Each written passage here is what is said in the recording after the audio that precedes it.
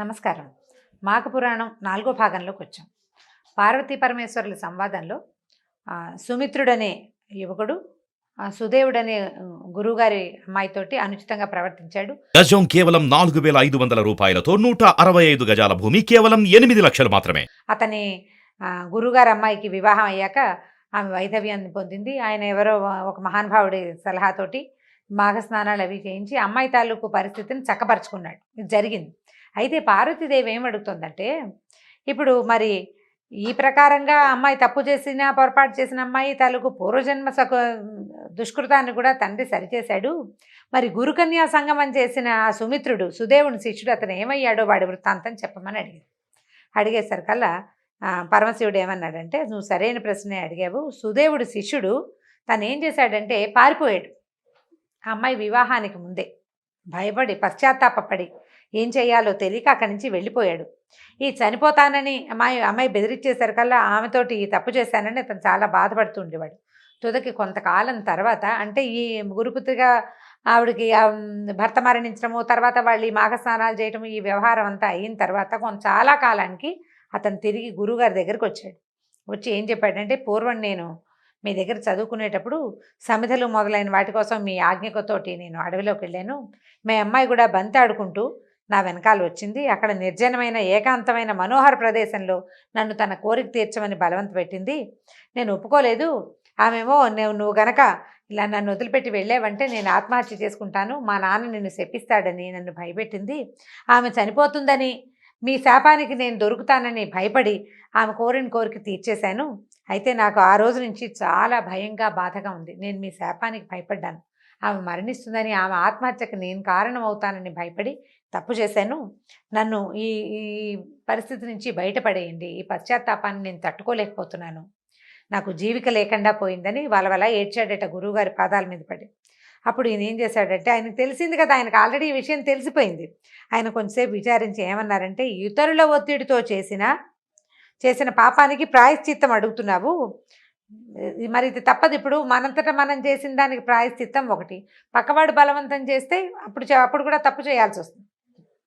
దానికి కూడా ప్రాయశ్చిత్తం ఉంది అని ఏం చెప్తున్నారంటే, అన్ని నదుల్లోకి మిక్కిలి ఉత్తమమైనది గంగా. ఆ గంగా నది తీరానికి వెళ్ళి 12 సంవత్సరాల పాటు తపస్సు చేయమన్నారు. అది నీకు తగిన ప్రాయశ్చిత్తం అని పలికాడట. అప్పుడు ఈ శిష్యుడైన సుమిత్రుడు గురువు చెప్పిన ఉపదేశాన్ని పాటించి గంగా తీరానికి ప్రయాణమయ్యాడు. అతను తన ప్రయాణంలో ఏం చేశాడట, ఒక చోట ఒక దివ్యమైన ఆశ్రమాన్ని చూశాడు. ప్రయాణం చేయవలసిన చోట అతడు ఏం చేశాడు, అక్కడ ఆగి విశ్రమిద్దామని అనుకునేసరికల్లా అక్కడ వాళ్ళంతా శిష్యులు, మిత్రులు, కుటుంబ సభ్యులు మునగు వారితో మాఘస్నానం చేసి శ్రీహరిని ఆ సరస్సు తీరమును పూజించి మాఘ పురాణం వింటున్నారట.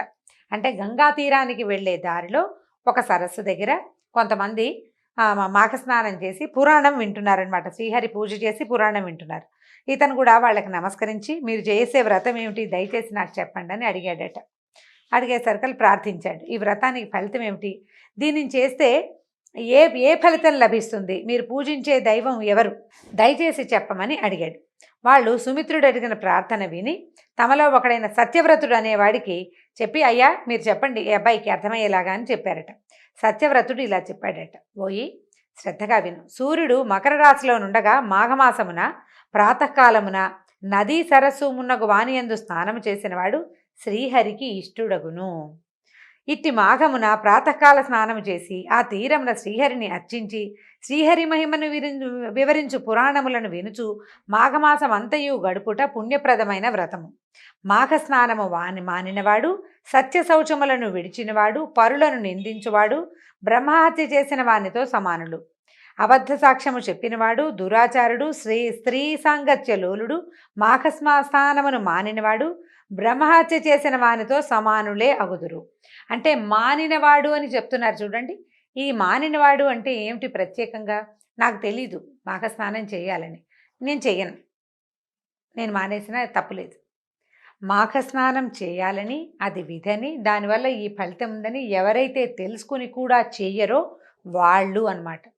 ఇంకా చెప్తున్నారు చూడండి, తోటలను కూల్చినవాడు, కన్యలను అశ్వములను అమ్మినవాడు, చెరువుగట్టును తెగ్గొట్టినవాడు, పరస్త్రీ సాంగత్యము కలవాడు, దేవద్రవ్యమును అపహరించువాడు, తానిచ్చిన దానినే దొంగిలించువాడు, మద్యపాన లోలుడు, ఆడిన మాటని తప్పేవాడు, పెద్దలను దేవతలను బ్రాహ్మణులను ద్వేషించువాడు, దేవునికి నివేదన చేయని అన్నమును తినువాడు, పితృశేషాన్న భోజనుడు, సోదరుని భార్యతో తిరుగువాడు, అసత్య భాషణుడు, భుజించుచు అపవిత్రమైన మాటలను వినేవాడు, పురాణ శ్రవణమును వివాహాది శుభకార్యములను పాడు చేయువాడు, తల్లిదండ్రులను ద్వేషించువాడు, వీళ్ళందరూ పాపాత్ములే. ఇలాంటి పాపాత్ములందరూ కూడా ఈ మాఘమాస వ్రతాన్ని గనక పాటిస్తే వాళ్ళ పాప నివృత్తి అవుతుంది, మళ్ళీ ఆ పని చేయకుండా ఉంటారట. మేం చేస్తున్నటువంటి ఈ మాఘమాస వ్రతాన్ని పాటించినచో ఈ పాపుల బుద్ధులు మారి పరిశుద్ధులై పుణ్యములని అందుదురు, అంటే పుణ్యం పొందుతారు. ఇలాంటి ఎంతమంది పేర్లు చెప్పారో చూడండి. ఇప్పుడు వీళ్ళంతా ఇలాంటి పనులు చేసేవాళ్ళు, ఈ తప్పులు ఈ పొరపాట్లు చేసేవాళ్ళు, అంటే కావాలని అనుకోకుండా ఏదైనా బలవంతానికి లోనై చేసేవాళ్ళు కూడా ఉంటారు. అలాంటి వాళ్ళందరూ ఈ మాఘ స్నానాన్ని గనక చేస్తే బుద్ధి మారుతుందట, చెడు చేసే తలంపు మారిపోతుంది అని చెప్పాడు.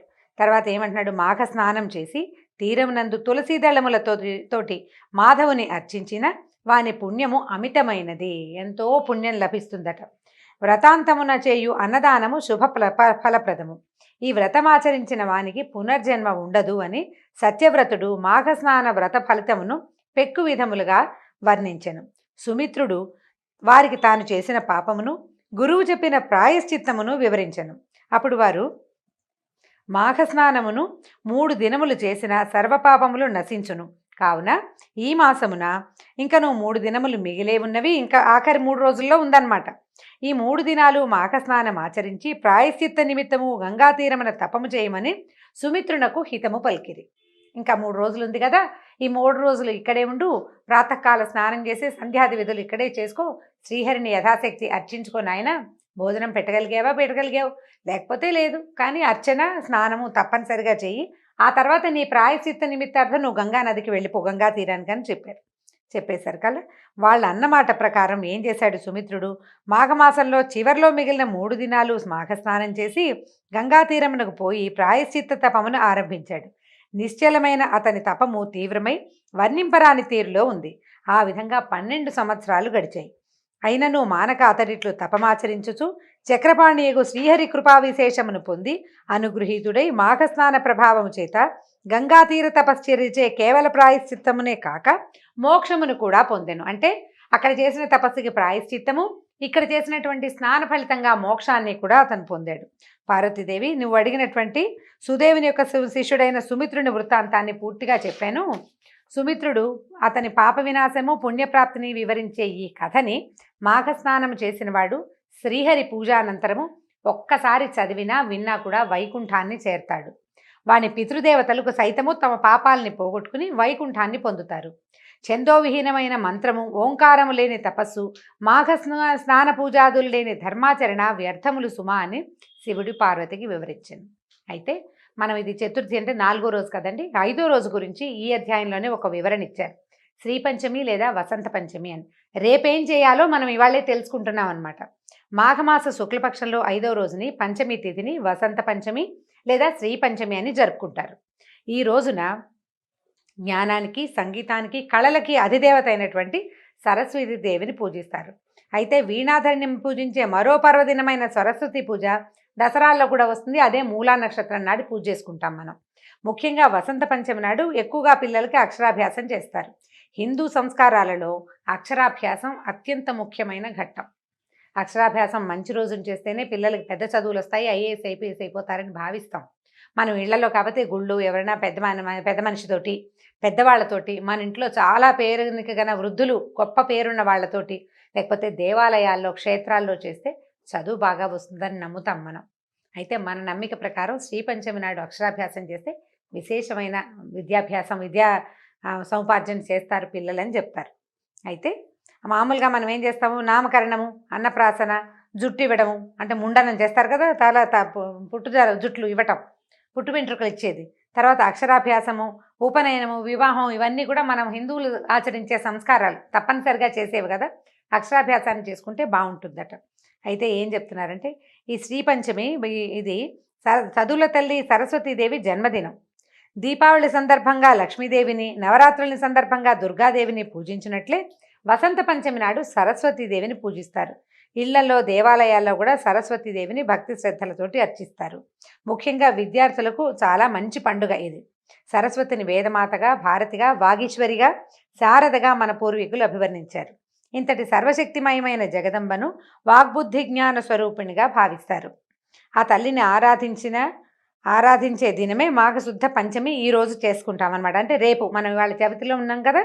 అయితే ఏం చేస్తారు, విద్య మామూలుగానే సాధారణంగా పిల్లలకి మనం నేర్పించే శ్లోకాల సరస్వతి నమస్తుభ్యం చెప్పుకుంటాం కదా, అదే ఆ శ్లోకమే నేర్పిస్తాం. ఎందుకు సరస్వతికి నమస్కరిస్తామంటే, చదువు అంటే ఒక డిగ్రీలు తెచ్చే చదువే కాదండి, జ్ఞాన సముపార్జనకి సరస్వతి ఆరాధన అత్యంత ముఖ్యమైనది, అత్యంత ఫలప్రదమైనదిగా చెప్పబడుతోంది. ఈవిడ్ని ఏం చేస్తారు, విద్యారంభం ఈ రోజున మనం ఒకవేళ పిల్లలు కనుక అక్షరాభ్యాసం చేసినట్టయితే అది చేసినట్టు, లేదా కావ్యాలు కానీ శాస్త్రాలు కానీ ఏదైనా ఒక కొత్త విద్య కానీ, డ్యాన్స్ పాఠం కానీ, సంగీతం కానీ, చిత్రలేఖనం కానీ, ఏ లలిత కళాభ్యాసమైనా శ్రీపంచమి నాడు, అంటే ముహూర్తం చూసుకోకుండా మనకి నక్షత్రం సరిపోయిందా లేదా అలా చూడక్కర్లా, పర్వదినం నాడు మొదలు పెట్టేసుకోవచ్చు అనమాట. మనకు సూట్ అయ్యింది లేదు ఈ ఆలోచన, నక్షత్రం తారావాలని చూసుకోవాల్సిన అవసరం లేదనమాట. పర్వదినం కాబట్టి ఈ రోజున మొదలు పెట్టుకోవచ్చు. మనం విద్యారంభం చేసేటట్టయితే ఏం చేయాలి, తొలుత గణపతిని పూజించి అటుపైన శారదాదేవి సరస్వతీదేవి ప్రతిమను, పుస్తకాలని, లేఖిని అంటే పెన్ను కానీ పెన్సిల్ కానీ లేదా పలకా బలపాన్ని కానీ పూజ చేయాలి. పసుపు బొట్టు పెట్టి 2 పువ్వులు వేసి దండం పెట్టుకోవాలన్నమాట. షోడశోపచారాలతో సరస్వతిని పూజించాలి.